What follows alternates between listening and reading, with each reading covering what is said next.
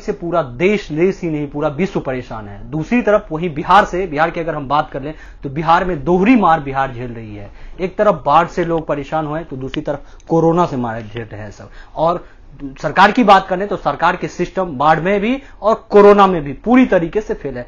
लेकिन चुनाव अपने निश्चित समय पर ही होने जा रहा है। इसी क्रम में जो भी जनप्रतिनिधि हैं या जो भी चुनाव लड़ना चाह रहे हैं वो हर तरीके से हर एंगल से अपने चुनाव प्रचार में जुटे हैं। इसी क्रम में हमारे साथ बात करने के लिए मौजूद है राजीव ठाकुर। अगर राजीव ठाकुर की बात करें तो दरअसल ये एक सफल बिजनेसमैन है और अपनी राजनीति की शुरुआत जो है वो दिल्ली से की है, लेकिन अब फिलहाल वो बिहार पकड़े हैं। हम जानेंगे कि कहां से चुनाव लड़ेंगे और क्यों लोग आपको वोट दे। राजीव, सबसे पहले आपको एचडी न्यूज में स्वागत है।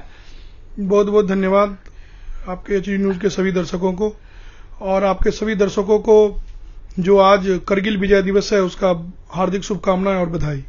आप दिल्ली से राजनीतिक कैरियर की शुरुआत की, लेकिन ऐसा क्या ख्याल आया जो आप बिहार जा रहे हैं चुनाव लड़ने के लिए, लेकिन बिहार में इतनी महामारी इसके बाद भी अपनी इच्छा जता रहे हैं? दिल्ली से हमारा राजनीति का शुरुआत हुआ। बिहार अब और हमारा जो क्षेत्र है वो हमारा जन्मभूमि है, हमारा मातृभूमि है। और अभी बिहार में कोरोना महामारी है, तो कोरोना महामारी तो अभी 2-3 महीने पहले आया। बिहार तो हमारा जन्मभूमि रहा है। मैं पिछले 3 महीने से वहां पे संगठन और जनता के लिए एक्टिव हूं। वहां पे हम समाज सेवा के रूप में वहां पे 3 साल से काम कर रहे हैं। नहीं दरअसल, लेकिन हमारा सवाल दरअसल ये था कि आप दिल्ली में रह रहे हैं, दिल्ली में राजनीति करते थे, लेकिन अब आप बिहार जा रहे हैं, तो लोग आपको क्यों वोट दे? जो वहां पे रह रहे हैं उसको क्यों नहीं वोट दे कि आपको वोट दे? आप पे लोग कैसे विश्वास करेगा?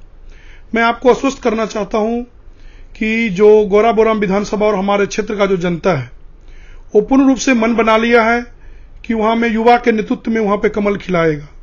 हम देखिए, हम दिल्ली से एक विजन लेकर के आए हैं। उस विजन के रूप में हम क्षेत्र में काम कर रहे हैं।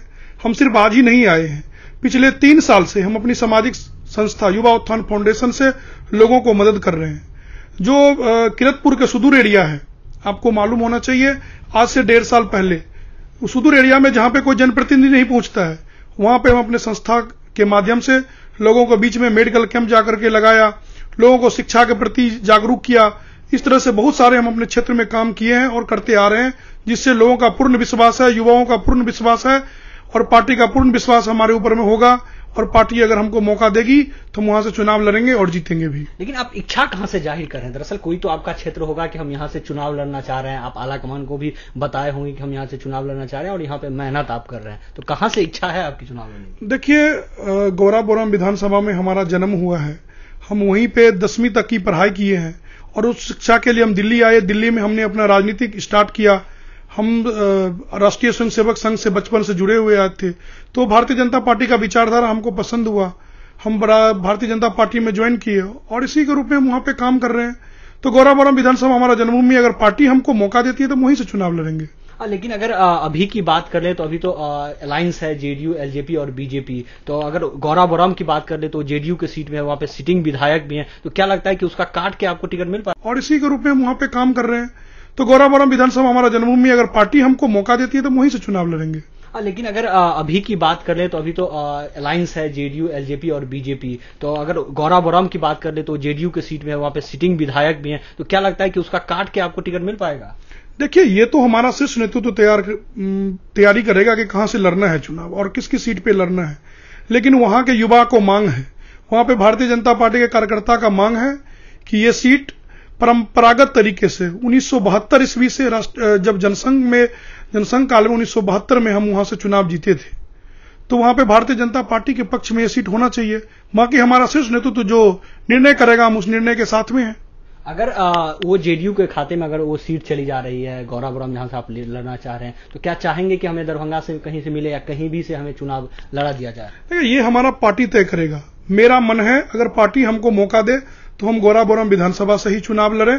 अगर अलायंस में वो सीट जाता है तो हम चाहेंगे कि हम जोड़ी नहीं है कि हम चुनाव लड़ करके ही लोगों का सेवा करें। हम लोगों को सेवा करते आ रहे हैं और लोगों को सेवा करते रहेंगे। आगे हम देखेंगे, आगे मौका मिलेगा।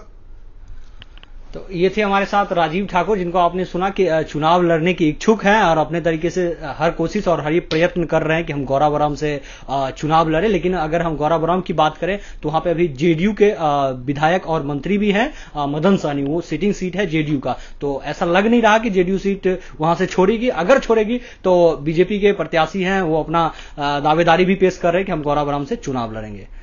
द एसडी न्यूज के लिए दिल्ली से अमित चौधरी की रिपोर्ट।